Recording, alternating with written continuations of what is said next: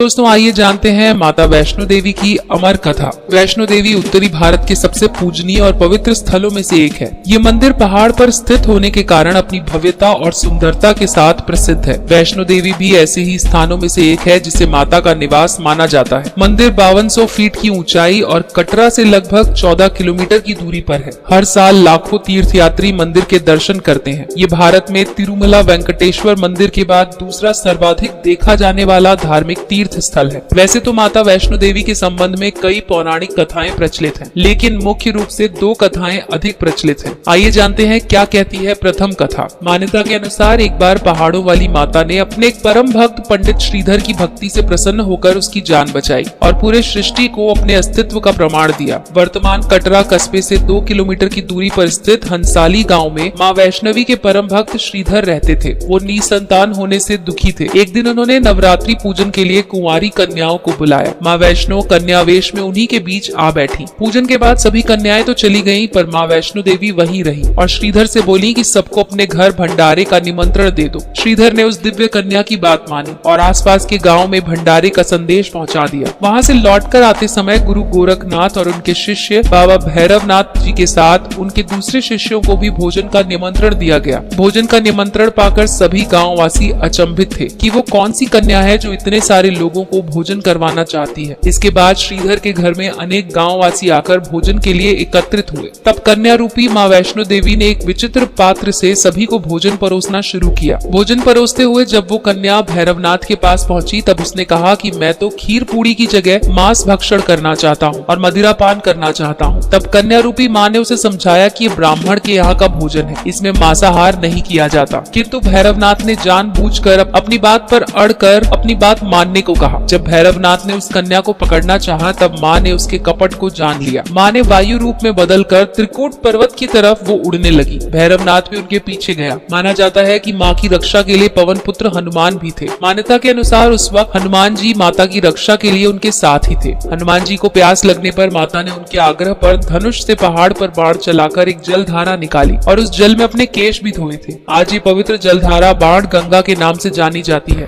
जिसके पवित्र जल का पान करने या इससे स्नान करने से श्रद्धालुओं की सारी थकावट और तकलीफें दूर हो जाती हैं। इस दौरान माता ने एक गुफा में प्रवेश कर 9 माह तक तपस्या की। भैरवनाथ भी उनके पीछे वहां तक आ गया। तब एक साधु ने भैरवनाथ से कहा कि तू जिसे कन्या समझ रहा है वो आदि शक्ति जगदम्बा है, इसीलिए उस महाशक्ति का पीछा छोड़ दे। भैरवनाथ ने साधु की बात नहीं मानी। तब माता गुफा की दूसरी ओर से मार्ग बनाकर निकल गई। ये गुफा आज भी अर्धकुमारी, आदि कुमारी या गर्भजून के नाम से जानी जाती है। अर्धकुमारी के पहले माता की चरण पादुका भी है। ये वो स्थान है जहां माता ने भागते भागते मुड़कर भैरवनाथ को देखा था। गुफा से बाहर निकलकर कन्या ने देवी का रूप धारण किया। माता ने भैरवनाथ को चिताया और वापस जाने को कहा, फिर भी वो नहीं माना। माता गुफा के भीतर चली गई। तब माता की रक्षा के लिए हनुमान जी ने गुफा के बाहर भैरव से युद्ध किया। भैरव ने हार नहीं मानी। जब वीर हनुमान निढाल होने लगे तब माता वैष्णवी ने महाकाली का रूप लेकर भैरवनाथ का संहार कर दिया। भैरवनाथ का सिर कटकर भवन से 8 किलोमीटर दूर त्रिकूट पर्वत की भैरव घाटी में जा गिरा। उस स्थान को भैरवनाथ के मंदिर के नाम से जाना जाता है। जिस स्थान पर माँ वैष्णो देवी ने हठी भैरवनाथ का वध किया वो स्थान पवित्र गुफा अथवा भवन के नाम से प्रसिद्ध है। इसी स्थान पर माँ काली दाहिने में, माँ सरस्वती मध्य और माँ लक्ष्मी बाएं पिंड के रूप में गुफा में विराजित है। इन तीनों के सम्मिलित रूप को ही माँ वैष्णो देवी का रूप कहा जाता है। कहा जाता है कि अपने वध के बाद भैरवनाथ को अपनी भूल का पश्चाताप हुआ और उसने माँ से क्षमादान की भीख मांगी। माता वैष्णो देवी जानती थी कि उन पर हमला करने के पीछे भैरव की प्रमुख मंशा मोक्ष प्राप्त करने की थी। उन्होंने न केवल भैरव को पुनर्जन्म के चक्र से मुक्त किया बल्कि उसे वरदान देते हुए कहा कि मेरे दर्शन तब तक पूरे नहीं माने जाएंगे जब तक कोई भक्त मेरे बाद तुम्हारे दर्शन नहीं करेगा। उसी मान्यता के अनुसार आज भी भक्त माता वैष्णो देवी के दर्शन के बाद 8 किलोमीटर की खड़ी चढ़ाई कर भैरवनाथ के दर्शन करने को जाते हैं। इस बीच वैष्णो देवी ने 3 पिंड सहित एक चट्टान का आकार ग्रहण किया और सदा के लिए ध्यान मग्न हो गई। इस बीच पंडित श्रीधर अधीर हो गए।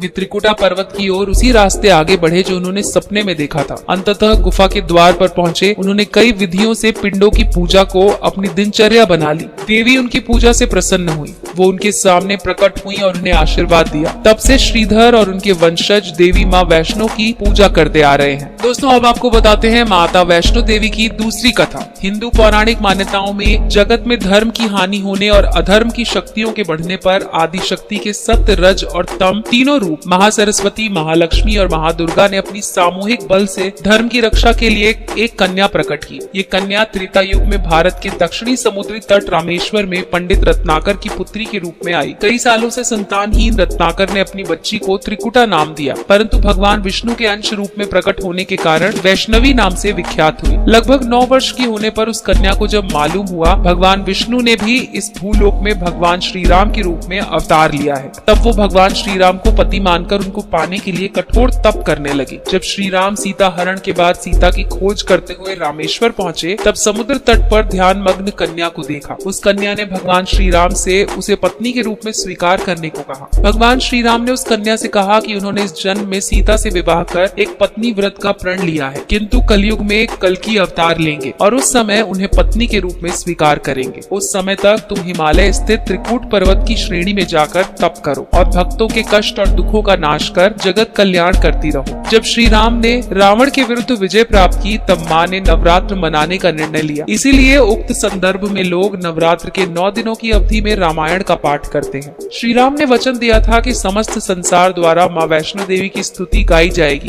त्रिकुटा वैष्णो देवी के रूप में प्रसिद्ध होंगी और सदा के लिए अमर हो जाएंगी। तो दोस्तों ये थी कहानी जो जुड़ी थी माँ वैष्णो देवी के साथ। अगर आपको ये कहानी पसंद आई हो तो इस वीडियो को लाइक कीजिए और अपने दोस्तों के साथ जरूर शेयर कीजिए।